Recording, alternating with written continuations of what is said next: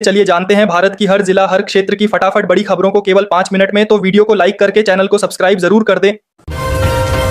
अखिलेश ने चुनाव आयोग पर आरोप लगाया, कहा बिहार में वोट चोरी नहीं बल्कि सीधी डकैती हुई है और लोकतंत्र को कमजोर करने की यह कोशिश बेहद खतरनाक है।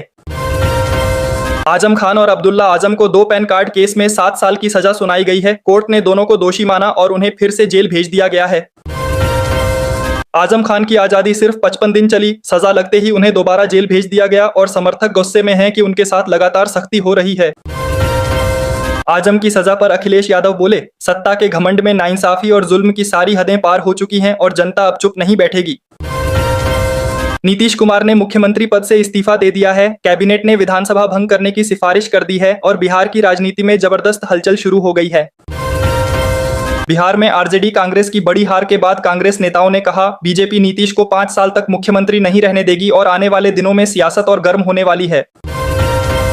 शेख हसीना की फांसी की सजा पर बांग्लादेश के चीफ एडवाइजर यूनुस का बड़ा बयान, कहा कोई भी कानून से ऊपर नहीं और यह फैसला पूरे देश में एक कड़ा संदेश देता है कि अत्याचार का अंत निश्चित है।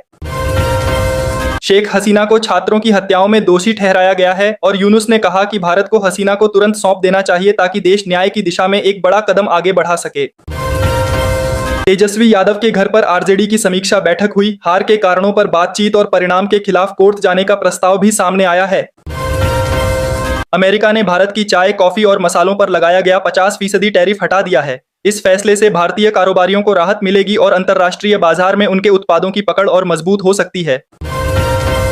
संजय सिंह सुल्तानपुर पहुंचे और बोले, प्रधानमंत्री कट्टा कट्टा करते हैं और देश पर 200 लाख करोड़ रुपए का भारी कर्ज खड़ा कर दिया है जो आने वाली पीढ़ियों पर बड़ा बोझ बनने वाला है।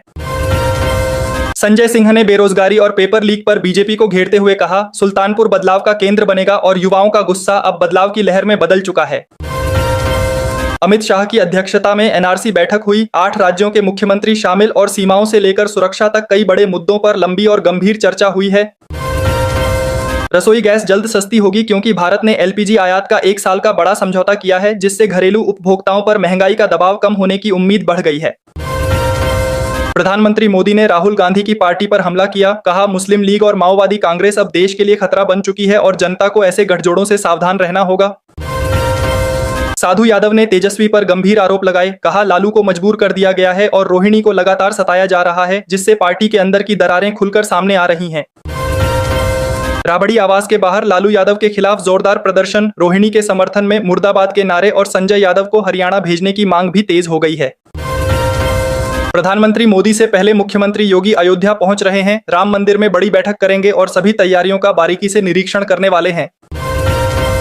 अयोध्या के राम मंदिर का ध्वजारोहण समारोह 25 तारीख को होगा। मुख्यमंत्री योगी आज आखिरी तैयारियों का जायजा ले रहे हैं और शहर में माहौल बेहद उत्साहपूर्ण है।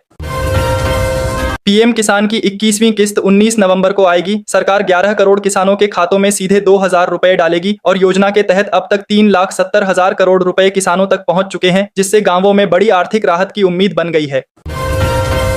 अयोध्या में प्रधानमंत्री के आगमन से पहले तेजी से सौंदर्यीकरण चल रहा है। शहर को चमकाया जा रहा है और बड़े स्तर पर व्यवस्थाओं को अंतिम रूप दिया जा रहा है। राहुल गांधी के खिलाफ मानहानि का मामला 6 दिसंबर तक टल गया है और अगली सुनवाई में आरएसएस से जुड़े बयान पर विस्तार से चर्चा होने वाली है।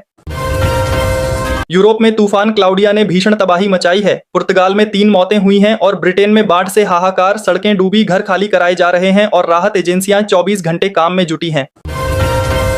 बंगाल की खाड़ी में नया तूफान बन रहा है। मौसम विभाग ने कहा अगले 48 घंटे बेहद अहम हैं। हवाएं तेज हो रही हैं और तटीय इलाकों में सुरक्षा बलों को हाई अलर्ट पर रखा गया है। गन्ना किसानों के प्रदर्शन में हिंसा भड़क गई। 100 से ज्यादा ट्रैक्टर जलाए गए। माहौल तनावपूर्ण और सिद्धारमैया ने बीजेपी पर जोरदार हमला बोला कि किसानों की आवाज को दबाने की कोशिश कभी सफल नहीं होगी। अमित मालवीय ने बिहार की हार पर तंज किया, कहा राहुल गांधी अब भी शतक से 5 हार दूर हैं और कांग्रेस को अपनी विफलताओं पर गंभीरता से सोचना चाहिए। मल्लिकार्जुन खड़गे को कोर्ट से राहत मिली है। प्रधानमंत्री पर दिए बयान वाली याचिका खारिज कर दी गई और कांग्रेस ने इसे न्याय की जीत बताते हुए खुशी जताई है। प्रधानमंत्री मोदी ने कहा लालू यादव ने विकास छोड़कर जंगल राज चुना और बिहार का परिणाम बताता है कि जनता हमेशा विकास को ही प्राथमिकता देती है।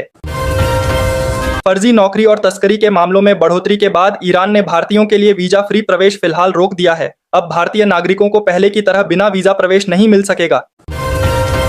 दिल्ली बघटना मामले में प्रवर्तन निदेशालय ने बड़ा कदम उठाते हुए अल फलाह ट्रस्ट से जुड़े 24 ठिकानों पर छापेमारी की है। एजेंसी मनी ट्रेल की कड़ियों को खंगालने में जुटी है।